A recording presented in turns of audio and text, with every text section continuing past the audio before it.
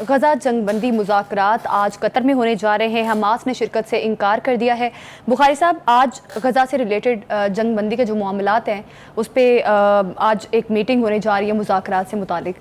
کیا لگتا ہے آپ کو، اب کیا نتیجہ نکلے گا اس کا؟ دیکھیے، پہلی بات تو یہ ہے کہ آج کے مذاکرات کا حماس حصہ نہیں ہے. اور حماس حصہ اس لیے نہیں ہے کہ پچھلی جتنی بھی میٹنگز ہوئی تھی غزہ میں امن کی خاطر، ان سب میں اسرائیل نے ہمیشہ تمام انڈرسٹینڈنگز کو وائلیٹ کیا، اور کبھی بھی اس نے وہاں غزہ کے اندر جو فلسطینیوں کا حق ہے، جو فلسطینیوں کے ساتھ زیادتی ہو رہی ہے، اس کے اوپر نہ ریگریٹ کیا، نہ اس کو ختم کرنے کی کسی خواہش کا اظہار کیا. لہذا حماس نے کہا کہ چونکہ یہ کوئی ڈھنگ کی بات سننے ماننے کے لیے تیار نہیں ہے، ہم تو ایسے مذاکرات میں بیٹھنے کے لیے تیار نہیں ہیں جو نتیجہ خیز ثابت نہ ہوں. لیکن ان مذاکرات تو بڑی دیر سے چل رہے ہیں نا. آپ کو پتہ، جب سے غزہ شروع ہوا تب سے یہ جنگ بندی آج ہوگی، 2 ہفتے کے لیے ہوگی، 1 ہفتے کے لیے ہوگی، قیدی چھوڑیں گے نہیں چھوڑیں گے، یہ سارے ڈرامے ہم نے دیکھے ہیں نا اس 10-11 مہینے میں. لیکن جو سب سے خوفناک بات ہے وہ یہ ہے کہ اب ایرانی حملہ جو ہے اسرائیل کے اوپر، چونکہ وہ انیویٹیبل ہے، لہذا امریکہ سمیت جتنے اتحادی ہیں اور خود اسرائیل بھی ان کی خوف کے مارے کانپیں ٹانگ رہی ہیں. وہ جو ہمارے ہاں ایک بڑی اس طرح خان صاحب نے ایجاد کی تھی. ٹھیک ہے، اب اس حد تک پرسویٹ ضرور کر لیا ایران کو ویسٹ نے کہ اوکے جی ہمیں یہ بات چیت کر لینے دیں، اگر معاہدہ ہو جاتا ہے جنگ بندی کا تو آپ ہولڈ کریں اپنا حملہ. ایران نے یہ بات تو مان لی ہے، لیکن میں سمجھتا ہوں کہ یہ اسرائیل کے لیے آخری موقع ہے. اگر آج کے یہ مذاکرات کامیاب نہ ہوئے تو وہ حملہ جو ہم سن رہے تھے کہ پچھلے 24 گھنٹے میں ہونے والا ہے وہ ہو کے رہے گا. پھر جو جس کی تباہ کاری ہوگی وہ تو پھر پوری دنیا اس کا تماشا دیکھے گی.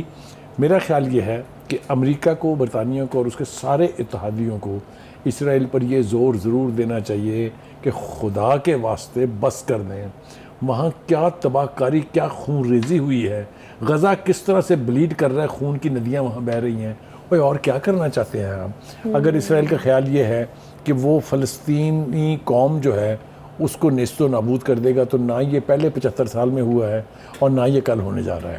یہ تو نہیں ہوگا. فلسطینی پوری دنیا میں پھیلے ہوئے ہیں، اور فلسطین ایک سوچ کا، ایک قوم کا نام ہے. اس کو آپ اپنی خواہشات پر ختم نہیں کر سکتے. لہٰذا میں سمجھتا ہوں کہ ویسٹ کے لیے اور خاص طور سے امریکہ کے لیے موقع. آپ نے دیکھا کہ امریکہ کی لیڈرشپ سے کی طرف سے کچھ بیانات ایسے آ رہے ہیں کہ اسرائیل کے اوپر پریشر ڈالنے کی کوشش کی جا رہی کہ بس کر دیں اب. وہ دوسری بات ہے کہ امپلائڈلی بائیڈن ایڈمنسٹریشن جو ہے وہ اس کو اسلحہ بھی بیچ رہی ہے، وہ اس کو فنڈنگ بھی کر رہی ہے. لیکن میں یہ سمجھتا ہوں کہ اسرائیل اس میں شریک ہے یا نہیں ہے یہ ایک الگ بات ہے.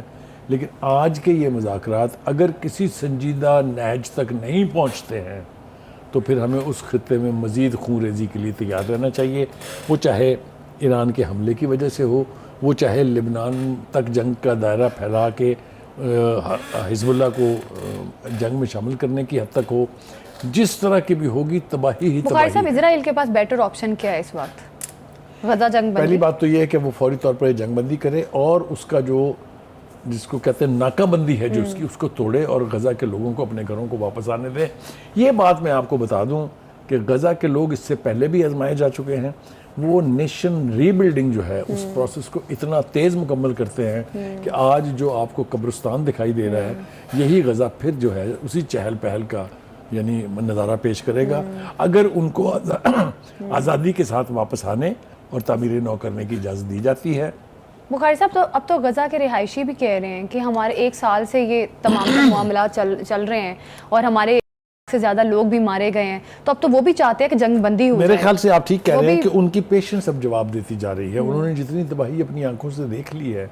ابھی کل ہی ہم دیکھ رہے تھے وہ ایک بچی کی جو ویڈیو چلی ہے وہاں سے، جس طریقے سے وہ چیخ و پکار کر رہی ہے، اللہ کو بھی وہ التجا کر رہی ہے، پوری دنیا کی غیرت کو جگانے کی کوشش کر رہی ہے کہ دیکھیں ہمارے ساتھ کیا ہو رہا ہے.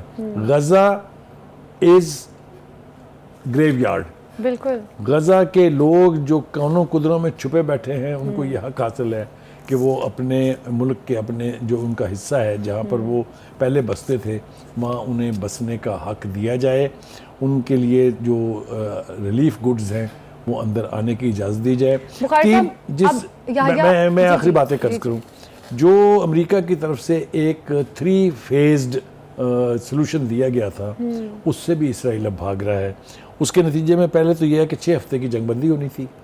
دوسرے مرحلے میں جو ہے وہ یرغمالیوں اور سینکڑوں فلسطینیوں کا تبادلہ ہونا تھا، اور تیسرے مرحلے میں غزہ کی ری بلڈنگ ہونی تھی.